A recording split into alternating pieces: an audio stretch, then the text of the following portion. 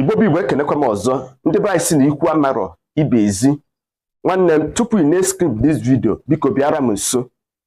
Do you know that after God Almighty, the next God you are seeing is your parents? Always respect your parents. Yes, ndị be anyị si na enebe agadi nwaanyị anya n'ọnụ, ọ dị ka eji ihe nwee nwaanyị. One day, ị ga-adịkwanụ ka ha nwa. Maka ndị be anyị si na onye ọbụla kpọrọ ọkpa ya ọkpọkọrọ agbada obi ewere ya mere gịnị mere ihe egwuregwu. Is a very shameful things and a disgrace and also a sacrilege. Na ị ga-apụta ifu nka nwa senile aka enu eti nna ya maọbụ nne ya ive. Kedu ihe ị nwere ike ịkpọ nke a? Maka na nwata ọbụla na-agba egwu surugede mara akwụkwọ na egwu surugede bụ egwu ndị mmụọ. If you know what you can do to make your parents happy, do it.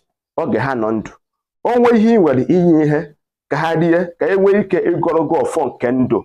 Mekwa ọnụ ha. Echebezina mgbe ha nwụrụ ije gowe igbe akpati ozu garara ọnụ.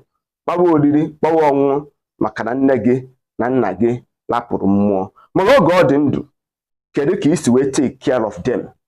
That is the first thing I needed to ask you. Maka na ndị be anyị si na atụarụ ọmarụ atụkwarụ ofekene ọsọba isi n'ọfịa were ile gụọ eze gị ọnụ. Kedu ka isi were echukwa nne na nna gị nwa? Kedu your relationship between your parents? Ọ ga-amasị m ka inye m ọsịsa n'ozi edemede maka na ndị be anyị si na okoro adịghị ka ibe na-echu ụra mana ama ọbụla anụrụ ụda egbe ma na nwoke bi ebe ahụ. Igbo bụ Igbo, aka mbụ nwanne gị bụ Maazị UC.